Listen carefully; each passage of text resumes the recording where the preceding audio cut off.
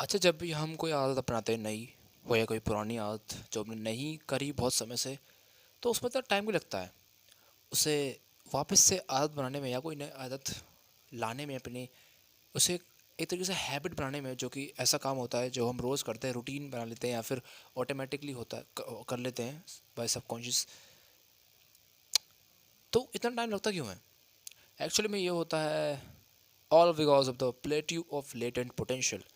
ये जो पीछे बुक देख रहे हो ना, इसमें ये दे रखा है स्टार्टिंग के कुछ पेजेस में, बता रखा है कि भाई साहब, जो हम कोई भी नई हैबिट इस्तेमाल करते हैं, कोई भी जब हम कोई चीज़ नहीं करने जा रहे होते हैं, तो हमें शुरू शुरू में लगता है, और हमें क्या, सबको, सिर्फ मुझे नहीं, तुम्हें नहीं, हर किसी को, जो भी कोई नई आदत है, चाहे वो कितने भी बड़ा तुर्रम खा तीसरा खा क्यों ना हो, अगर कोई नई आदत अपना रहा है तो शुरू शुरू में लगेगा कि क्या ही कर रहा है वो, कुछ काम का कुछ मज़ा तो आ नहीं रहा है, ना ही कुछ समझ में आ रहा है, ना ही कुछ फील हो रहा है, बल्कि ऐसा लग रहा है कि टाइम वेस्ट कर रहा हूँ मैं।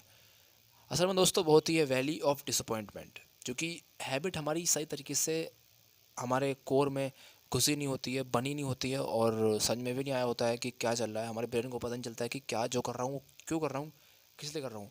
और जब धीरे धीरे हमें उसकी आदत पड़ जाती है, तो चाहे वो हैबिट अच्छी हो बुरी हो, वो लग जाती है।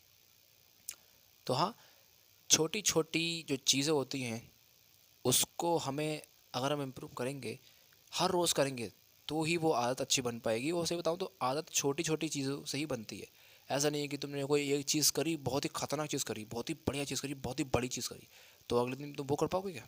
उसी एनर्जी के साथ, उसी विल पावर के साथ, उसी मोटिवेशन के साथ कर पाओगे? नहीं कर पाओगे ना।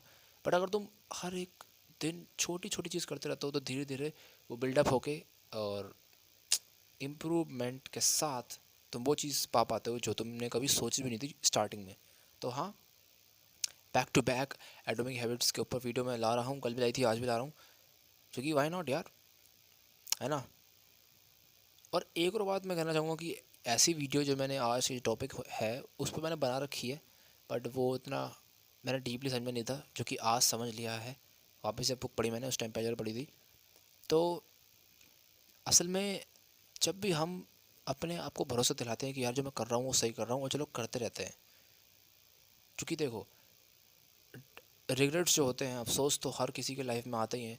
कोई चीज़ हम नहीं करना चाहते पर कर देते हैं, और बाद में जब ख्याल आता है, बाद में जब एहसास होता है कि नहीं करना चाहिए था, तो हमें बुरा लगता है, हमें लगता है कि नहीं करना चाहिए। और जब हम फिर सोचते हैं कि नहीं यार, अगली बार से नहीं करूँगा। जैसे एग्जाम्पल होता है ज़्यादातर एग्ज़ाम का, जब हम ज़्यादा बैक बेंचर, या फिर जो ज़्यादा पढ़ते पढ़ते नहीं, या फिर खेल में लेते हैं पढ़ाई को, जैसे मैं भी था, तो मैं सोचता था कि यार एंड आने पे आराम से याद कर लूँगा, आराम से इंपॉर्टेंट क्वेश्चन रट के चले जाऊँगा और हो जाएगा। और होता भी था, पर बहुत मुझे एक अजीब सा लगता था कि यार मैं जो कर रहा हूँ क्यों कर रहा हूँ।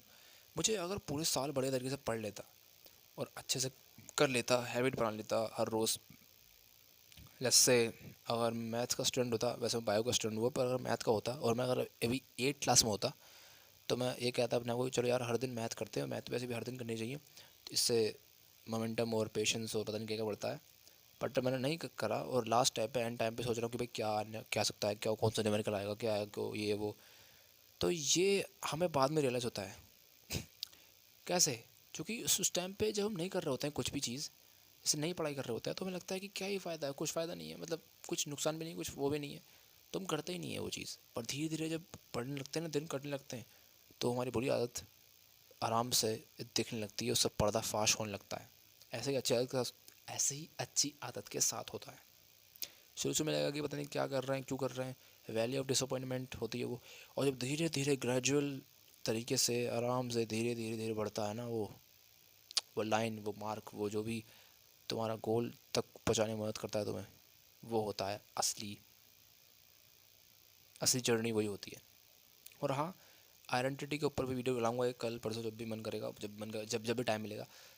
बट अभी हम बात कर रहे हैं इस तरीके से बिल्ड करने के अपने आप को, कि हमें पेशेंस रख के हम काम कर पाएँ। क्योंकि अगर पेशेंस, जिस इंसान ने, एक वीडियो बनाई थी मैंने कि patience can be the ultimate weapon for Gen Zs, और वो सही में है, वो भाई साहब वो सही में है।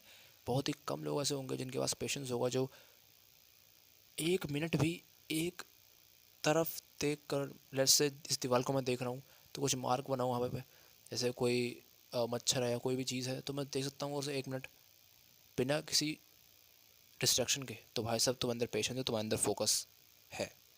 और ये बिल्ड करना आसान भी है, बट नहीं चाहते ना, क्योंकि टाइम लगाना पड़ता है। वो टाइम हमें नहीं चाहिए होता है ना, हमें बस हर चीज़ को बिल्ड निकाल देना होता है। बस इंस्टाग्राम रील्स देख लो, यूट्यूब पे शॉर्ट्स देख लो, या फिर कोई लॉन्ग टर्म वीडियो भी देख लो, बस देखते रहो देखते रहो देखते रहो, कंज्यूम करते रहो मेरे पास्ट वर्जन की तरह। तो बाद में रियलाइज़ होता है कि क्या कर रहा हूँ, क्यों कर रहा हूँ, नहीं करना चाहिए था, पर जब कर दिया होता है तो बुरा लगता है। एंड हाँ, इसी के साथ मैं कहना चाहूँगा कि हमें प्लेटी ऑफ लेटेंट पोटेंशियल जो है इसका यूज़ करना चाहिए सही सही तरीके से। और